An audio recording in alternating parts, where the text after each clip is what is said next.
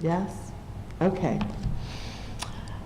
All right, well, we're going to go ahead and get started. My name's Sally MacArthur, and this dude down here is Scott Porter, and I have a slide next for it. You can see our title, which I was very proud of, and we'll get back to that in a second. I'm a staff attorney with the Guardian Ad Litem program. I work for the Legal Aid Society of the Orange County Bar Association in Orange County. And Scott, of course, has a lot more things that he does. And you can kind of see, I love this slide because of the pictures, because there I am sitting at my desk, being an attorney and typing on my computer, and there's Scott out racing. So he races in marathons. He's done one in every state, right? And also overseas. So he does that. He does all these things. I don't know how he finds the time. And so that's me, inactive. That's Scott, a very active person. This is Scott's slide. Yeah, the only slide I made, Sally put in there is it's the introduction slide still, and you know, the title is the helping your wheelchair slash bound slash wheelie American client Soar, and I wanted to explain why it's important to feel free to ask questions and all that. I don't know who discovered water, but I'm pretty sure it wasn't a fish. And I had my spinal cord injury about 9.5 years ago. If you would have asked questions about any of this adaptive equipment or any of the other things we're going to talk about today of me 10 years ago, I wouldn't have been able to give you an answer about it, right? But having been both what we call an AB, able-bodied, it's not a pejorative term in the wheelie American community. You know, do you need help with that? No, my sister's an AB. She'll help me get it into the car, right? I was an AB before. Now I'm in a wheelchair. And all of a sudden I had a different perspective on everything, and that's what helped Sally think that she needed to get me involved in a case. And so now I'm turning it back over to you. Okay. So terminology, going back to that first slide. Oops. No, I'm supposed to be going back now. All right, this is just the whole program. No. I'm going to use my regular.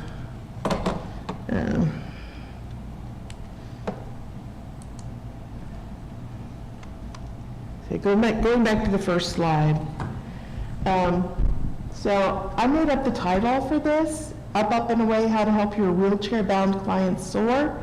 And I was so excited because it's a superhero theme, and I thought how wonderful, that you're not earthbound in the way I was thinking of it, and you can do lots of things that you maybe didn't even think you could do.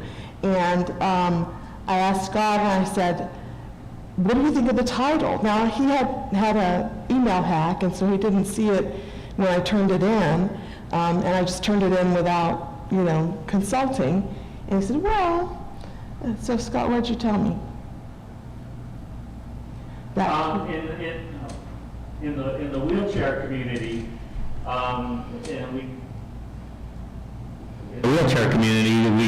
it gets talked about a lot. People don't like the term wheelchair bound. The wheelchair is actually a source of freedom. It's something that allows you to do things. It's hard to. For various things, I've been selected to represent the United States in international meetings and all that dealing with disability. And so I've traveled to Europe 3 times. How do you call that person wheelchair bound? The wheelchair allows me to to travel and go places. And so, you know, internally, not, you know, we have the meetings to pick what's the next cool thing, right? You know, everybody likes the handicap parking places. We came up with that first, and then they like the dogs, right? The service dogs, so now they put their, you know, dogs in their purse and say it's a service dog. We have meetings periodically to come up with the next cool thing that everybody else is going to want to do. And when we're, you know, in breaks at those cool meetings, we talk about language, and the wheelchair bound, it's not a thing we like, so. So, is this thing going to work now? It's not going to work at all. All right, we're just going to do it from here.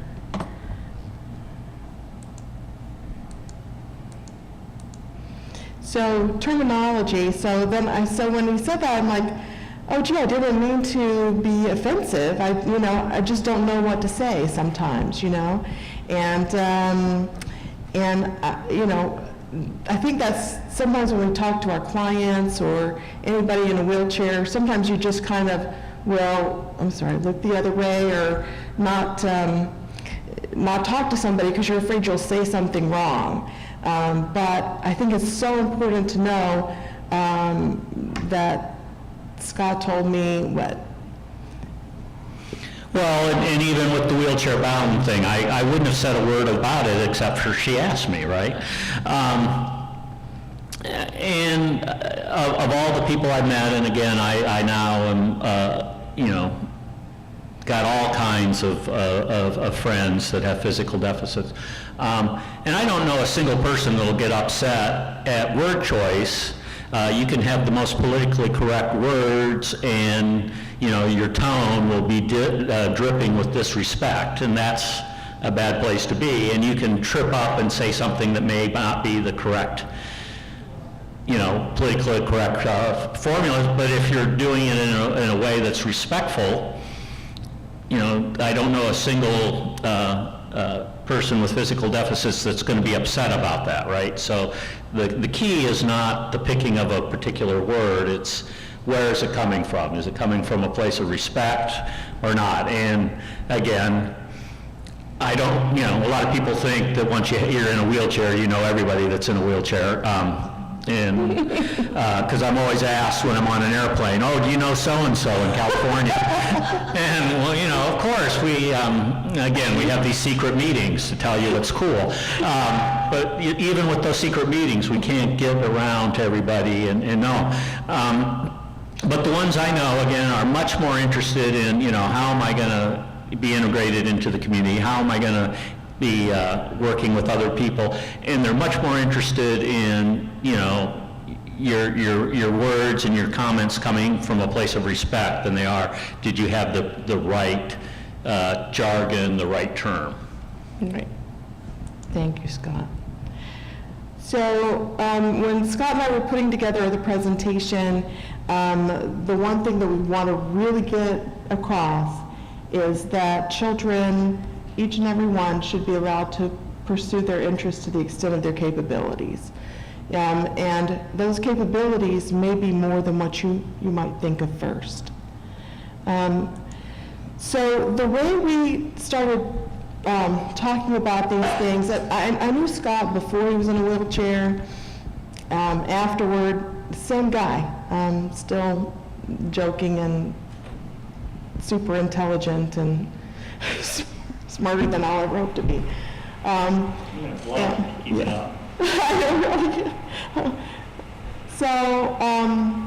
So I came across a file for a child who was in a wheelchair, had been sheltered.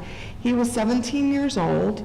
He had just turned 17, so we didn't have him for that long. And he had been in a wheelchair since he was 3 years old. He had had a disease. It wasn't a spinal cord injury, but it had left him in a wheelchair, and since he was 3 years old. So he'd been through several wheelchairs, obviously. His mother, we'll get to that in the next slide. He had been in and out of the hospital when we got him for pressure sores due to sitting in his own excrement. Nobody was changing. He was wearing diapers, which no one was changing.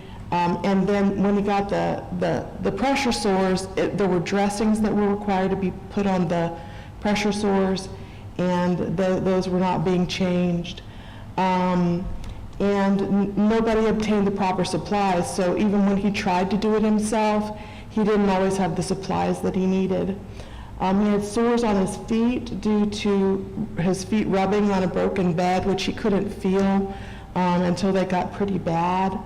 Malnutrition, he was very thin, and he kept losing weight. Every time he'd go to the hospital, he would gain a lot of weight because they would keep him on the proper nutrition. They would give him supplements, and so they prescribed those supplements for him to have at home, and no one was going to get them, even though they were free. They could go down and get them for free, so it wasn't a cost issue.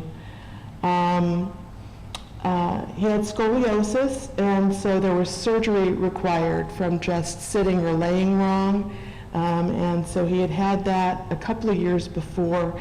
He had a graft on his leg from a burn that had happened also a year or two before, but he had a recent burn on his chest from spilling, I think, coffee, super coffee or something like that. And from being in the hospital so much, he had MRSA. He was getting antibiotic treatment for that. And as you might imagine, he had depression. So he was also diagnosed with that because, obviously there was a lot going on with him. And so immediately I'm thinking, okay, he was sheltered for medical neglect. And when I looked at the circumstances, I'm like, well, okay, yeah, I see that, but Mom is saying all these things about why she couldn't do certain things. His family, he had just turned 17 at shelter. He had a brother who was age 19 who had had a big fight with their mom and had moved out of the house. And the 19-year-old brother had been the one who had been helping him a lot. But after he got his own place, he didn't come back because he was on the outs with Mom. The mother was a CNA, a certified nurse assistant, but she didn't change that dressing for 3 months. And that to me was like, I couldn't wrap my head around how somebody who did that for a living could do that. The stepfather refused to help Daryl with hygiene care or wound care, hygiene meaning like the diaper thing and all of that. The wound care was on his buttocks and had gone all the way down to the bone, and it tunnels down, and it tunneled down to the bone. And his stepfather said he wasn't going to do that because he thought that would be weird because they were the same sex. I didn't understand that. He had 5 younger siblings, so there were 7 of them all together. And they were girls, and the girls, the younger girls said that they would help Daryl by going to get him things or whatever, but he was pretty much in the bed for most of the time because, he was so bad off.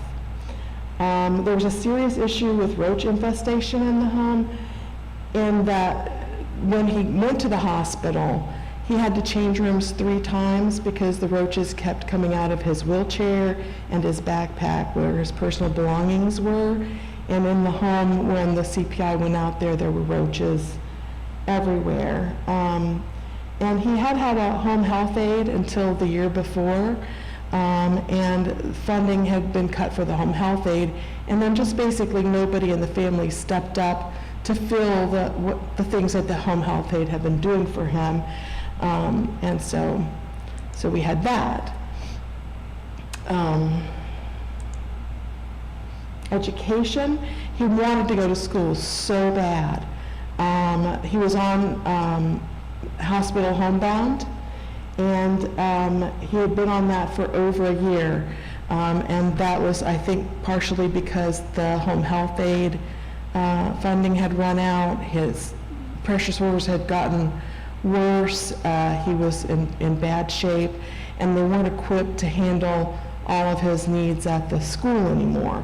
But he had been in school before that, and he just wanted to go back. When he came home from the hospital, though, his mother never got him re-enrolled in school other than the homebound.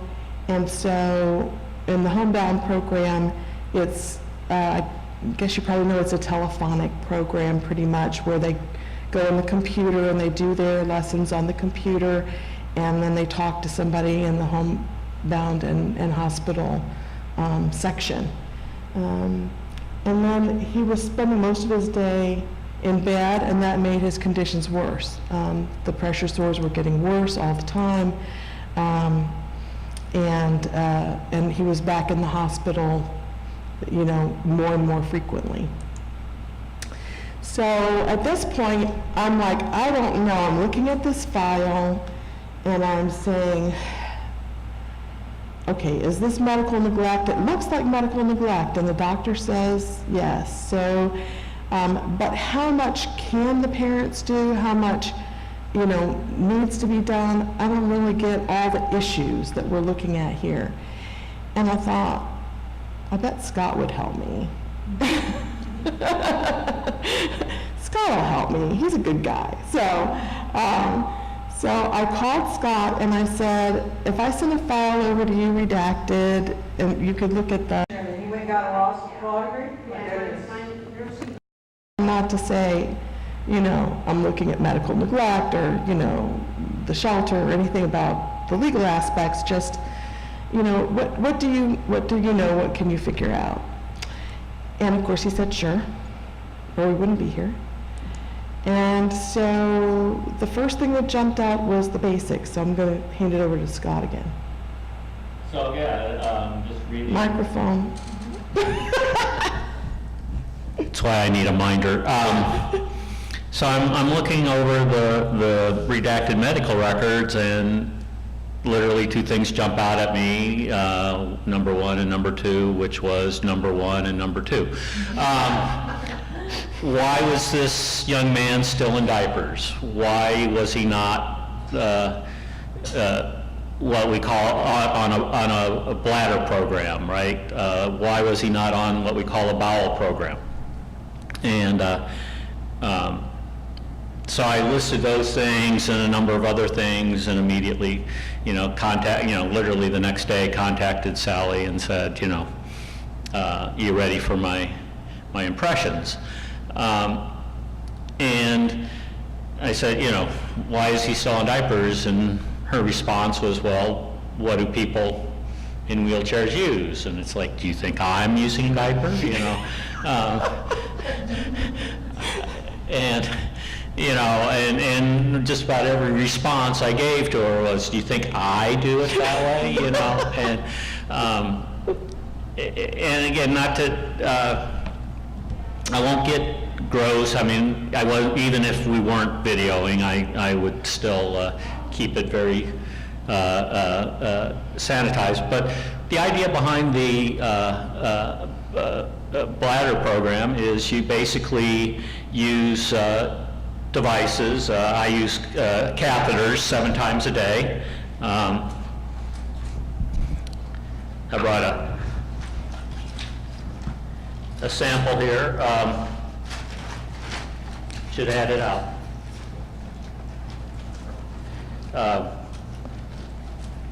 Contained in this tube is a catheter I can use, and the idea is I drain my bladder before on my schedule, as opposed to it coming out on its schedule and me having an incontinent event, right? And again, the basic biology is my bladder needs to be emptied about 7 times a day. The doctor that specializes in this stuff have a phrase for patients like me. I'm what's called a dumper. My bladder actually fills up more at night. Has to do with basically being flat and everything being at the same level. It'll fill up and all that. So I actually set alarms to catheterize myself at night. And The bowel program is very similar, right? We'll use various techniques and devices and potions and pills and all this in a concerted way to schedule when you're the emptying of your bowels so that it's on your schedule as opposed to being on the body schedule, right? And if you think about somebody that wants to go to school, go to college, have a job, you need to be in control of that. You can't just say, oh, I'll wear a diaper and then we'll get it changed. That's not going to work in an office. It's not going to work in classes at college and all that. And so that was my first set of questions to Sally is, why, I see nothing in the report that indicates that he can't do it. You ready Right. to pick it up? And then also, yeah, okay. So then the other thing was the pressure sores. Right, okay, so you can get pressure sores not only from sitting in bodily waste, but you can also get pressure sores from not moving, right? And in my own experience, 9.5 years ago, the first things they started working with me on in the rehab was my bowel and bladder program and my pressure relief. This particular cushion I'm sitting on is designed to distribute the pressure, right? But you may notice also that I am constantly in motion, and that's not because I fidget, or I probably do fidget, but it's also something that has me constantly changing where are the pressure points on my body, right? And you get a bunch of us wheelie Americans in the room together, and it looks like the grass blowing in Kansas, right? Because we're always moving around to change our pressure relief, right? That's not something that comes natural to people. You kind of have to develop it, right? I have 9.5 years of experience doing that. And again, this is something that is trainable. We train people to do it all the time after a spinal cord injury. A child that's born with a birth defect may not initially do it, but when they get, to an age certainly below 17, they can be taught this, and, as a 17-year-old, he obviously could. Right, so. Yeah, and when I first started talking to Scott about it, he said to me, the thing is, when you're sitting in a chair for a long time, your bottom starts to hurt, and you just naturally move around.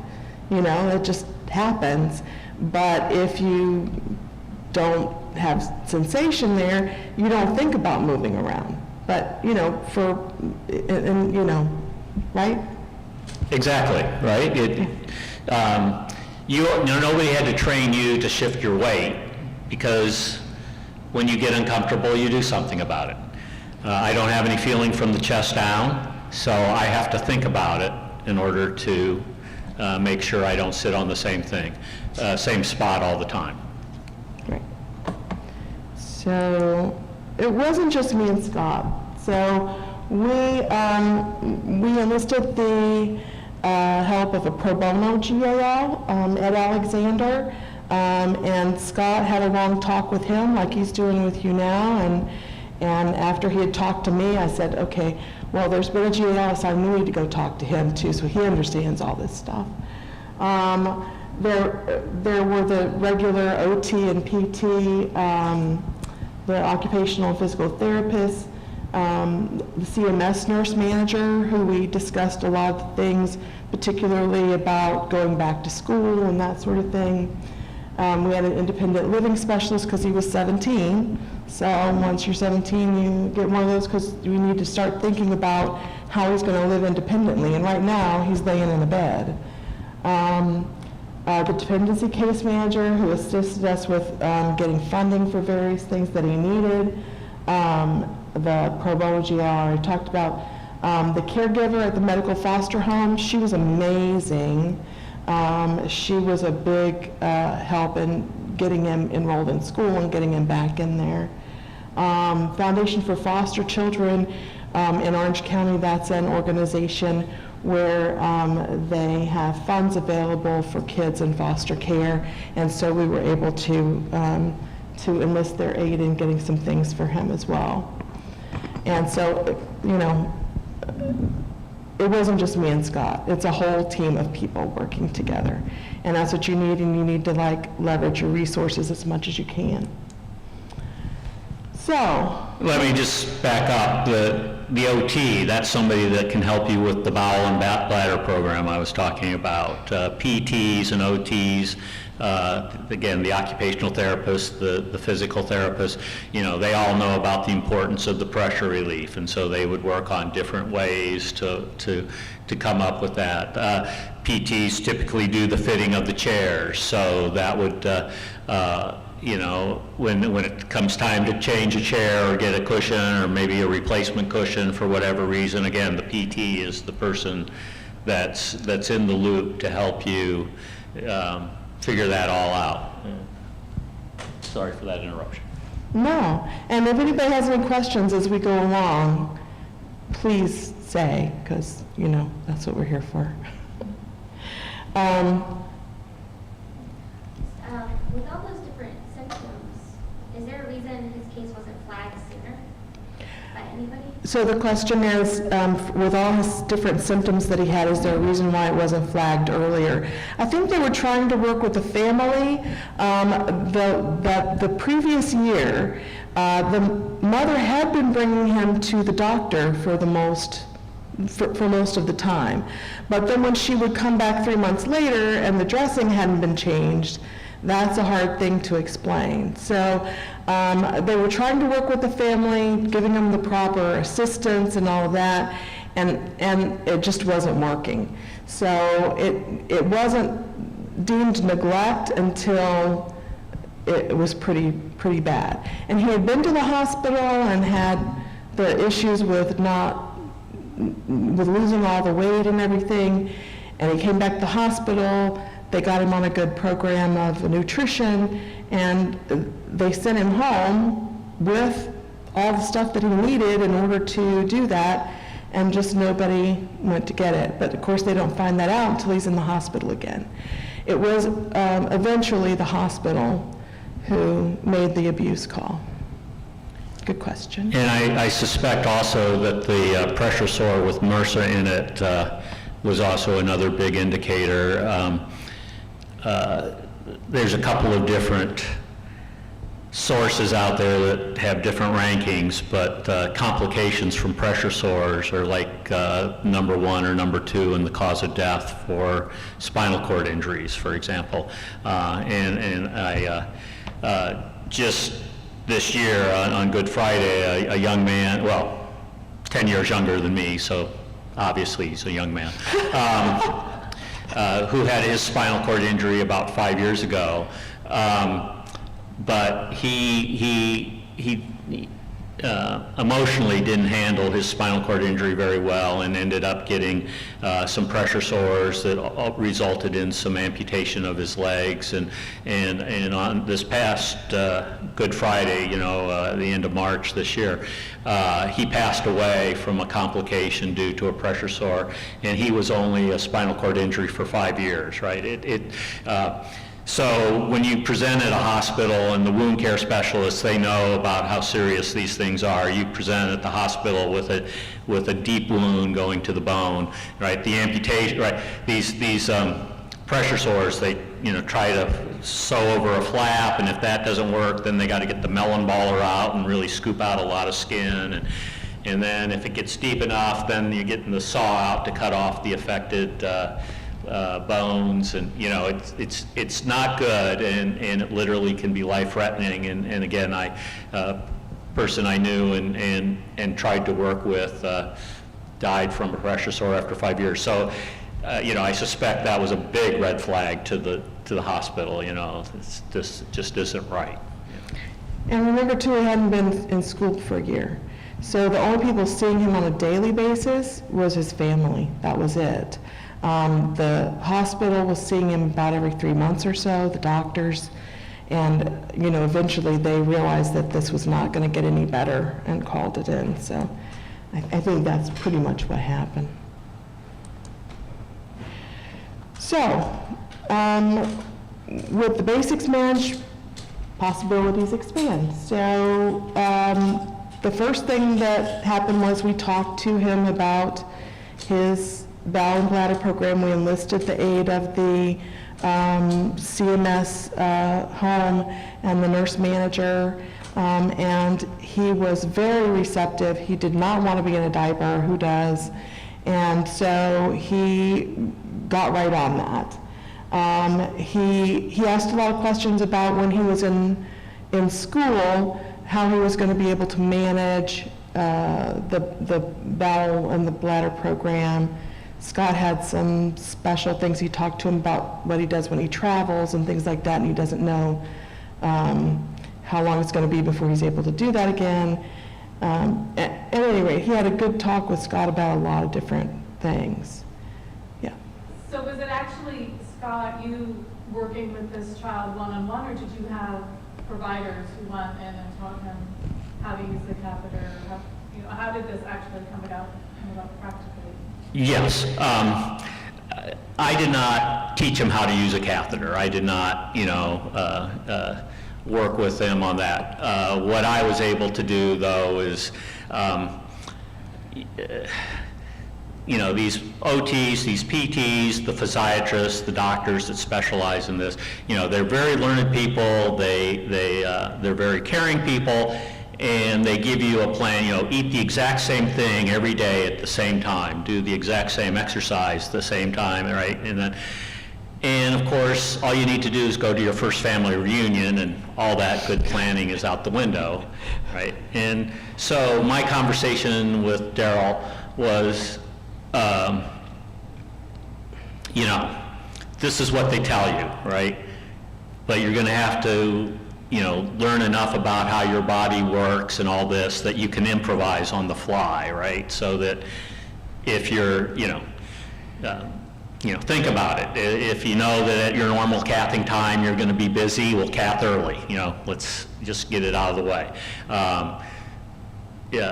Lots of things can happen that'll interfere with the meals you're going to eat. So that may change up your bowel habit or your bowel program, right? So, just little tips and tricks that, because I have street cred, I, could talk with him about that sort of thing. And again, not that the OTs and the PTs don't know about this stuff, but they don't have to live with it, right? They don't have to have their first embarrassing incontinent episode because, they didn't realize that green peppers are a propellant. They are for me, right? I used to be able to eat green peppers. I can't anymore. And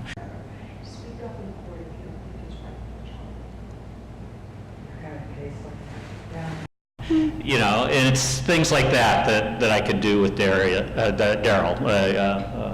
Yeah. Because I'm just wondering how we, out in the field, can actually implement this with our kids.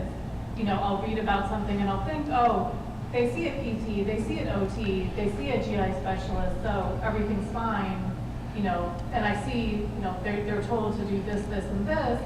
So I'm thinking in my head, it's okay that, they're on this schedule. But, now hearing this, that's, the reality is probably different. Well, and we're going to get to a couple of things that I think will help out with that. And I want to interrupt Sally a little bit here. I had the meeting with the GAL, and we're in his conference room, and I said to the GAL, are you making plans for him to take driver's ed? And he's looking at me like, well, how can he drive? And what's the question I asked? Well, how do you think I got here, right? And he's like, oh, I didn't think about that, right? And so we got out of his nice conference room and went out to the parking lot, and I showed him my hand-controlled car. All right? And I have permanent hand controls installed in my car. These are actually the portable hand controls that I use when I travel. With 72 hours notice, the rental car companies are supposed to provide a hand control car for you. And there's nothing that'll ruin your trip more than the rental car company not living up to their obligations. And so you do that a few times, and then you say, you know what, I'm just going to carry some portable hand controls with me and slap them on the rental car when I need to. But basically what happens is I attach this to the accelerator. This gets attached to the brake. It's even got a safety chain to loop around. They really want to make sure you can hit the brake. And it goes up and over the steering column, and I can push in to apply the accelerator, and I pull out and the accelerator comes out and I apply the brake, right? For my friends who are married and have kids, and so they have their own car and the family car, most of them don't even have permanent hand controls installed. They just will take, if they're going on and driving the family, they'll actually move their portable hand controls from their everyday vehicle to the family vehicle and take the family trip and all that, and then they'll move them back, right? And I said to the GAL, afterwards, again, when are you gonna do the driver's ed? And he said, do you think it's necessary? So then I asked another question, as a young man, how much of your identity was tied up in having that driver's license? And he said to me, everything. And I said, well, what makes you think it's going to be any different for Daryl? Right? Daryl's just in a wheelchair. He's not mentally incapacitated. He's not any less of a person. He's going to have those exact same desires. So I'm done with my interruption now, Sally. That's okay. And as far as finding somebody in your area, we do have a resource guide. And I think it is very important to have some sort of a peer mentor, which Scott does here in Orlando. But I imagine that there's a network of people who will assist. Is that right? There are. And there is, for example, in the brain and spinal cord injury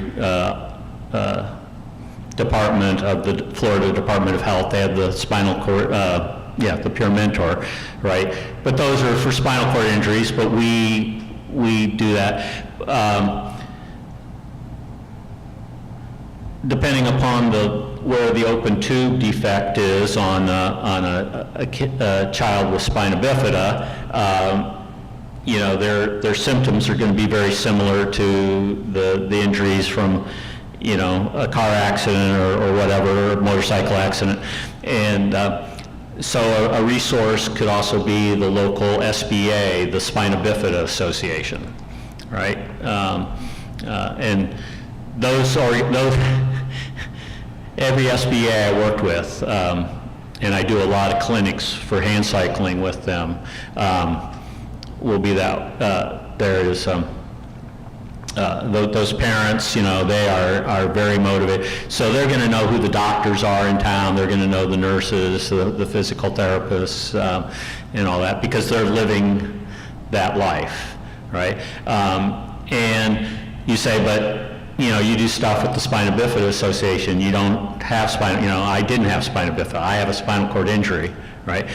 But our resources and our needs overlap enough that, I can be an honorary Biffy, right? You guys probably can't, but probably can't even say the Biffy word, but it's kind of like the N-word. But they can do it, I can do it. Just you guys can't. There's enough overlap that for the things that matter in these programs and training and professionals, you can do that. The other way I think you can find folks, Daryl was interested in basketball. I happen to believe in the hand cycling. I have a pediatric hand cycle here. Daryl was too large for a pediatric hand cycle, so this was not what I used with him, but I do this like with the SBA. I'll get out there and their kids will do this. I take this to elementary schools where able-bodied children will try this, just, to learn about what life is like in a wheelchair for kids and all that. And there's activities that revolve around this, and this is another place where if you get them involved in wheelchair basketball or get them involved in these different adaptive recreational events, there's going to be other people there that they will be doing this, right? And I am, in general, I'm not a big believer in this. Oh, it's good to have a role model that, you can see somebody doing a very similar thing. Because that would mean none of us ever could be doing anything, because there would never be the first person doing it. But you get somebody involved in the wheelchair basketball, and that's going to have people from all ages. You get them involved in the quad rugby or wheelchair tennis, and the resource sheet that's available on the app, the 4-page thing, lists 58 different recreational activities that have organized leagues and events for wheelchair users. There are going to be people there that and you see it happen all the time. New people will say to other people, I'm going to take a trip to Atlanta. How do you schedule your car ride? And somebody will say, oh, traveling's easy. You do this, and that, right?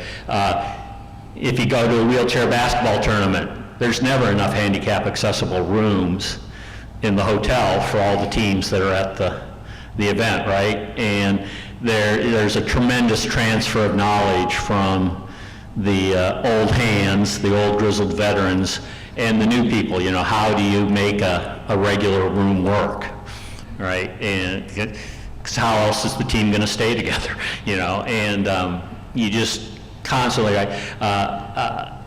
I think a huge benefit to getting people involved in these things is other members of the wheelchair basketball team are going to have their husbands or wives, girlfriends, boyfriends there, and I think to a lot of these people, they don't realize that it's possible to find love in their life and all that, and they're going to find, other wheelchair users that did find love, and they're going to see that it's possible.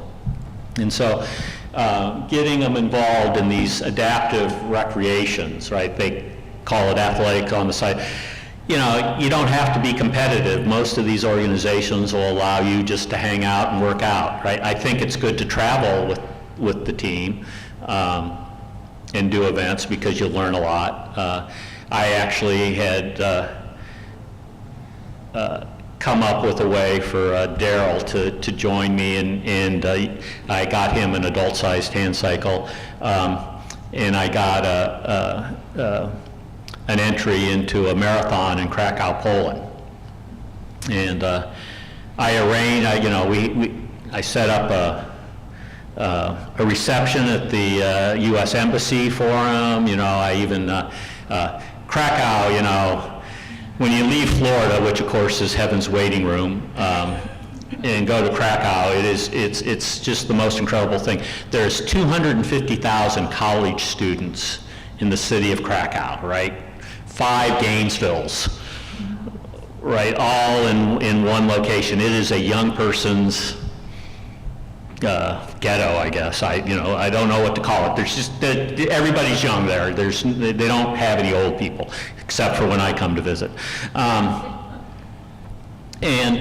I made arrangements with the physical therapy school there that they would have students that would hang out with them. So Daryl wasn't going to have to hang out with some old guy in Krakow. He could actually hang out with college students and all that, right? And I was really hoping to, give him the experience of navigating, not only flying on a plane, but, flying internationally. What do we do to get through, because if you can get through passport control in Frankfurt, Germany, you can travel anywhere in the United States, right? And Frankfurt is their Atlanta, right? If you die in Czechoslovakia, you got to change planes in Frankfurt to go to heaven. But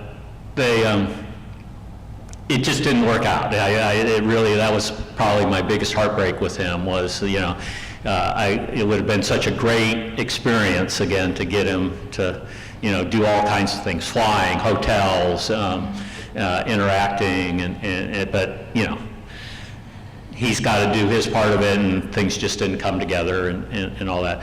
But, you know, a lot of these adaptive sports leagues are filled with disabled vets, the PVA, Paralyzed Veterans of America, right?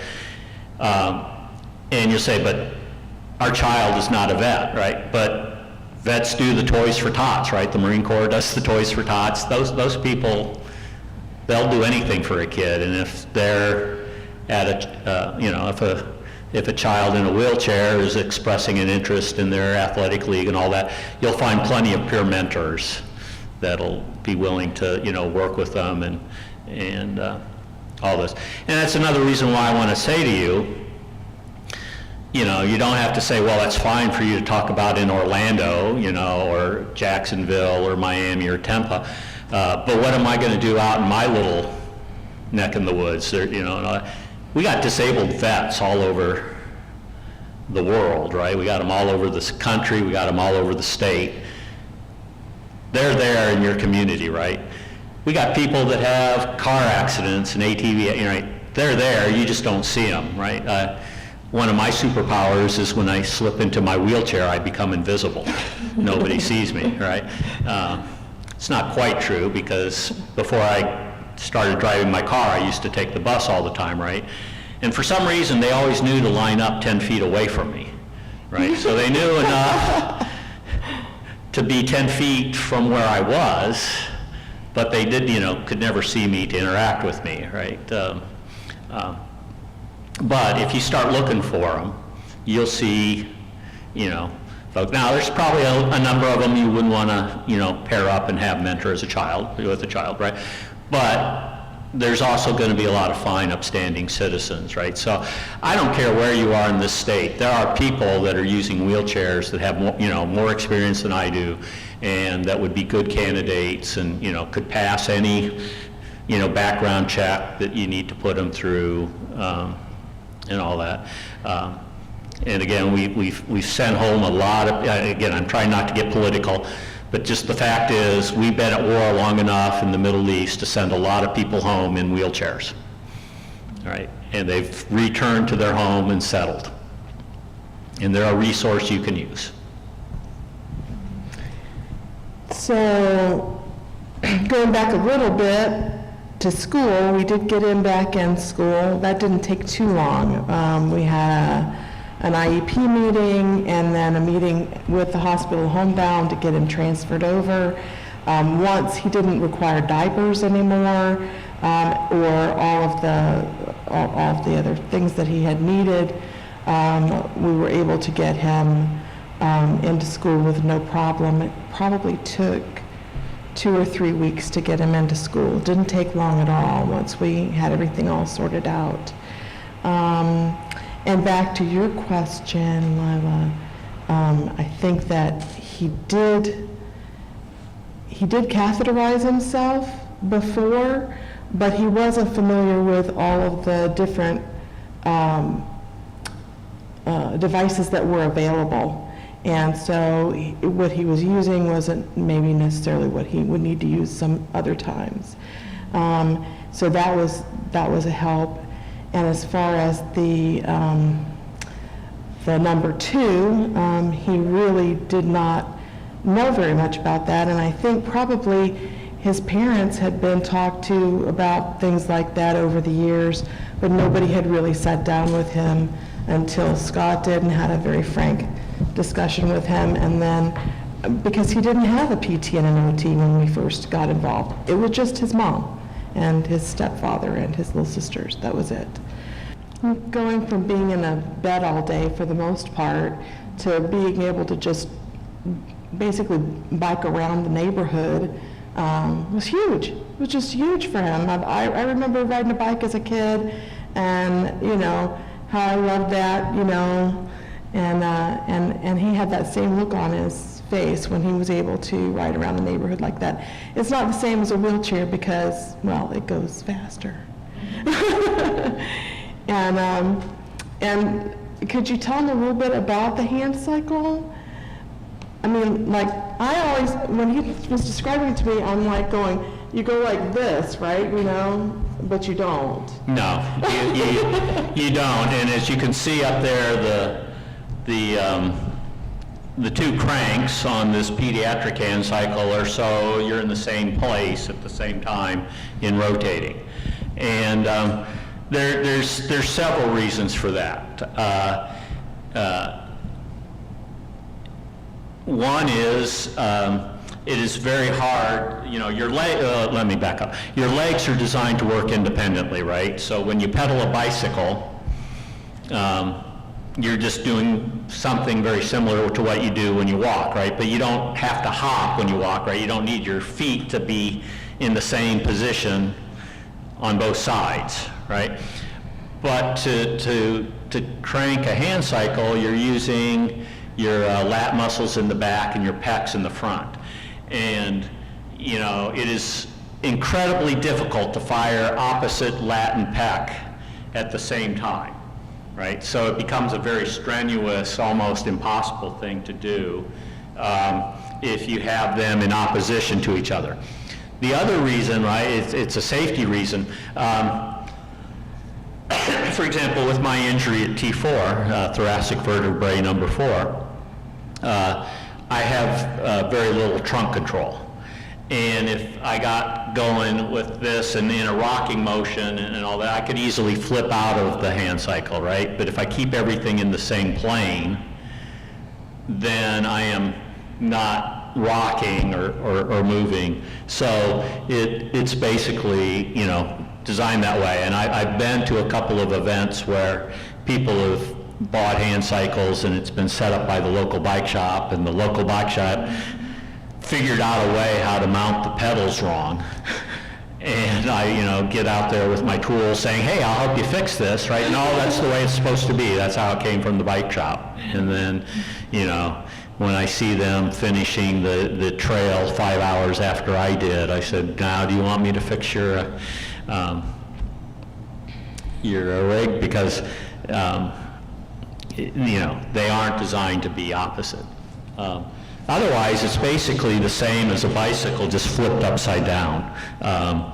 If you look at the drivetrain, and on this one, it's a single speed. It's got the coaster brake. You know, you pedal forward, and if you see the brake handle on the side, that's actually a parking brake in order to keep it stable when you get off.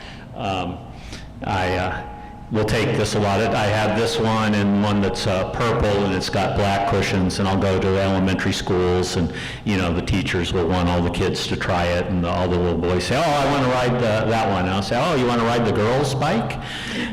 And they'll say, you know, it's not a girl's bike. And before you spend a lot of time trying to figure out what's different on that for girls, there is no difference between male and female hand cycles, right? But you know, the last thing I need is for all the boys waiting for the bike with camo and not riding the purple one, right? So, and when they tell me, you know, well, it can't be a girl's bike, it's got camo on it, I said, girls can have bikes with camo on it. You know, again, it's never too young to start fixing those male attitudes. Go ahead. How do you, am I supposed to use a microphone? No, I'll repeat the question. How do you physically get out of your wheelchair and get into the car or get into that? Well, I can... You have to demonstrate. Right, no, and the question is, how do I transfer from a wheelchair into a car, into a hand cycle, you know, whatever. And, you know, you meet one person with a physical deficit, you've met one person with a physical deficit. We're all different, right? To get into a car, I just, you know, can brace myself, get into the seat, and, you know, disassemble my wheelchair, and it rides shotgun with me. On a hand cycle, you shoot your leg crossed and get the leg through, because if you do a side saddle mount, if you transfer your butt onto it first, there's no way you're going to get your leg up and over, right? So you shoot that leg through first, and then you slide your butt onto the cushion, and then you lift your legs up into the stirrups. One of the things that when I do a clinic, I do adaptive sports clinics at least once a month, and often more than that, because I'll get special requests to do them. And people will be transferring into my equipment I have there, and they'll go, oh, I can't do this, this is, this is just looking really ugly, or, too difficult. And I'll remind them in rehab, the first time you transferred from a bed to a wheelchair, or the first time you transferred from your wheelchair to the shower chair, or whatever they did the first time, how'd it look, right? And how does it look now, right? And anything you do over and over and over again, you get better at, right? And so now, having literally the hand cycle that I have in my car in the parking lot, according to Garmin, it's got over 15,000 miles on it that I put on it. And I didn't do that all in one trip, right? I get in and out of it, right? People will look at me and say, you make that look easy. Well, how many times have I gotten into and out of it? And I normally don't wear these things. I was working on my chair after it had some problems on a race I did on Easter Sunday, and I leaned over too far and I fell out, and as I was supermaning out of my chair, I landed, I put my hands out and broke both wrists, right? And so, broken wrists make things a little hard. I did 2 marathons this past weekend with some other adaptive equipment. But some people there were like, you're not transferring the way you normally do. And it's like, well, I got broken wrists. And so you find new ways. So for the marathons, weightlifters, I guess they would rather have their arms come off at their shoulders. They have these hooks that they put on bars and they strap around their wrists so that they lift weights that they can't hold in their hands. And if you can't hold it in your hand, I don't know why I would want my arms to rip off. But I'm not a weightlifter. But I use this to basically hook my hands to my hand cycle, right? So I did a marathon in Nashville on Saturday and Oklahoma City on Sunday, and with adaptives equipment. And so even with 2 broken wrists, I figured out how to get into and out of it. And there's no one way to do it. There's just the way that you figure out how to do it, right? And, We have about 10 minutes left. I'm just going to say that to start with, so that, if you have any questions, go ahead and stop us, because that's probably as interesting as anything we're going to talk about. But the whole thing is, we want to get beyond just, okay, we helped him to get back in school. Because we helped him to get back in school, Scott got him the hand cycle so that he could go riding around, he could go riding on the bike paths that we have in Orlando. The Foundation for Foster Children had been looking into getting the hand cycle. Scott had already gotten it, so they got him a basketball wheelchair, which is different from a regular wheelchair. And he played wheelchair basketball then, which is what he really wanted to do. And he really enjoyed that. And like Scott said, it's as much being a part of that community and seeing what everybody does. I mean, they go to work, they have families, he didn't feel like he was all alone, and that was a big thing for him. You want to talk for a minute about independent living and things like cooking and... Well, yeah, and maybe the most important thing that I guess we didn't say early on like I thought I wanted to say, or I didn't remember to say early on like I wanted to. If you were to ask me, can a child in a wheelchair do, I don't even need to hear the rest of the question, right? Yes. Just, your bias should always be, there's a way to do it, right? Now, it may take your team to help you figure out how to do it, right? The PT, the OT, the physiatrist, the nursing. There may be a number of people that have to help you figure out how to do it, but the default answer should be yes, right? The child should, right? It's not, oh, this is pie in the sky. It's, no, there's a way to make adaptations to do this. I told an OT I know that I was doing this, and he immediately launched into a whole thing, well, but we can do hand controls for cars that are much more complicated. You don't have that much impairment. And it's like, we're not giving them the how-to on each level, right? We're just trying to get you the right philosophy, right? And the right philosophy is, yes, they can do it. They can live independently. They can go to college. They can cook for themselves, right? Now, you may have to come up with some adaptations to do it safely, but you can do it. And now I'm going to, and again, at the risk of getting Mistress Sally mad at me, let me just rapid fire say some studies. So there was a 2011 study that showed adaptive recreation promotes increased perception of competency, right? Not only for the person participating in it, but outside observers, right? So other people, perceived that the wheelchair user was more competent once they knew they could do things like hand cycling, basketball, right? It promoted integration in the community. I got a cite to a 2008 study on that. The VA reported that being involved in adaptive recreation led to more independence. They have another study that showed higher achievement in education and employment, right? With unemployment among people in wheelchairs being in excess of 50%. The people who are getting the jobs are the ones that are doing adaptive recreation activities of whatever nature, right? There isn't a magic bullet, it's just they're doing something, right?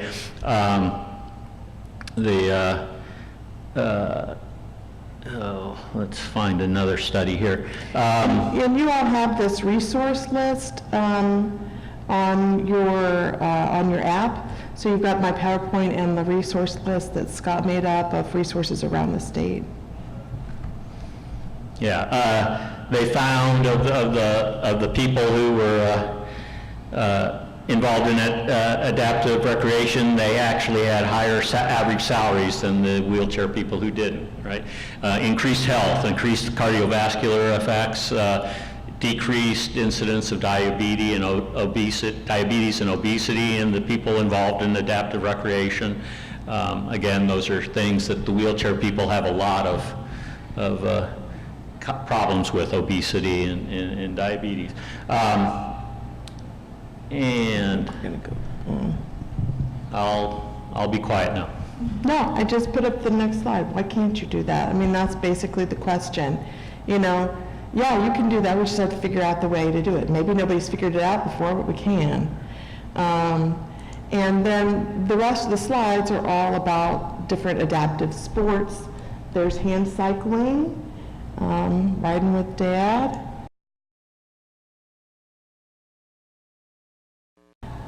golf, kayaking, quad rugby. Scott's the coach for the Central Florida quad rugby team, and you go, okay, quad, and he had to educate me on that.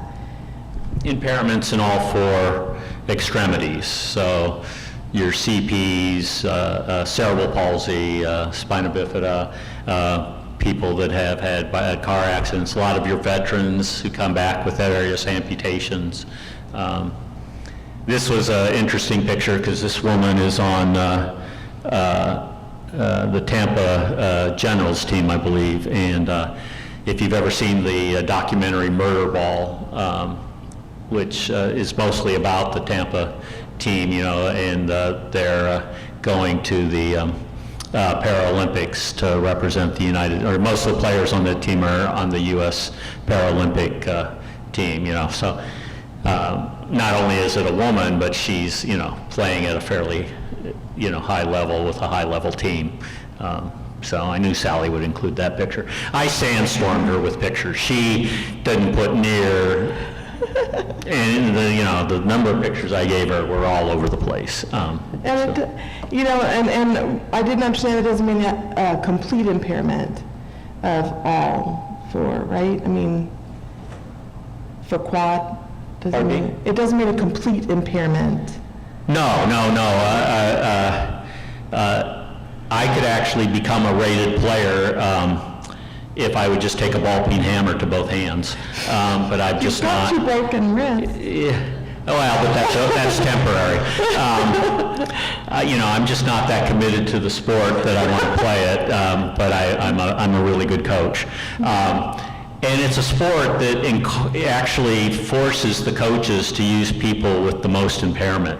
And we don't have enough time. I mean, I can talk with you at the mixer or after this and all that about why I say that, but I don't have enough time in our allocation. But the quad rugby rules actually make us use the people with the most impairment. And so again, they're not the last people picked to play. They're actually, the most valuable member of the team because of the way that the rules are structured. We have 3 more minutes. I do want to bring up the, come on now, the resources. There it is. This is the thing that's also on your app. And if you didn't get your app because you don't have a smartphone, then somebody in your office can get this for you. I mean, anybody who came to this can get this for you. And so basically, it has the takeaways on here, your team. It gives you the accredited pediatric spinal cord rehab units here, how to get funding for various things, a list of adapted sports, some of which I don't know what they are. I don't know what beep ball is or...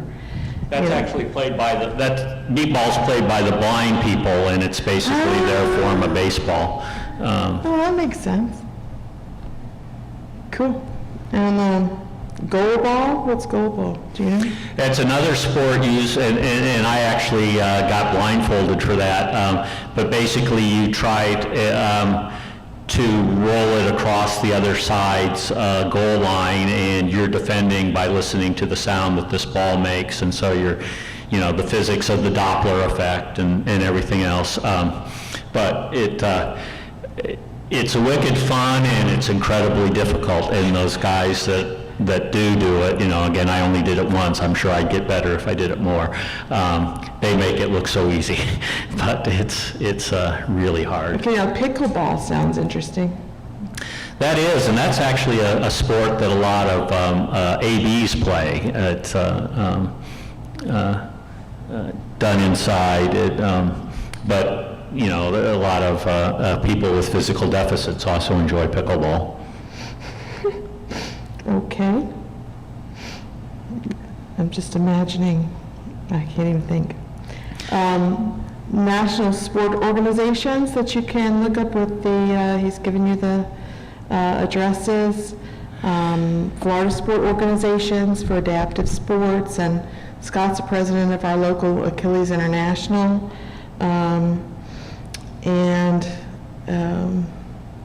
Go back up to that national sports organization thing. Mm-hmm. So you notice there I listed Paralyzed Veterans of America, and you say, did you realize the age group that the GALs work with, right? But again, they're veterans who are dealing with physical deficits themselves. They got folks all over the country, right? They are resources both for getting them involved in adaptive recreation or, just finding out about living life as, independently or, what do you need to do in a wheelchair. And so the PVA, right, and they put on clinics, and again, primarily they're looking to service the veteran community, but you have a child in a wheelchair that shows up, you have a child in crutches, amputee, whatever. The PVA isn't going to turn you away, right? They're going to be a source of information for you. Okay, 3:45, so I think we're going to give everybody an opportunity to come up and look at the hand cycle if you want to, and ask Scott some questions tonight at the mixer. We're not going to keep you because this is the refreshment break, so they may have cookies or something, so. But I do have, and, you know, if the tape is still running, and you watching the tape. For those who showed up, I have these international, All right. large and extra large, and we got the Rocking the Michelle Obama sleeveless, and I have some sleeve shirts, but, you know, those of us who use wheelchairs, we tend to have to, when we're athletic, go sleeveless because of our bulging muscles.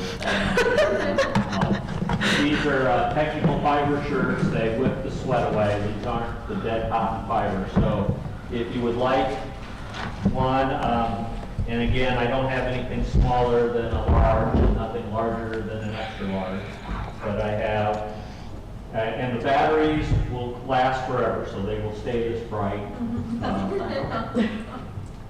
So Oh, those here's- forever here- batteries. Here's the sleeve version.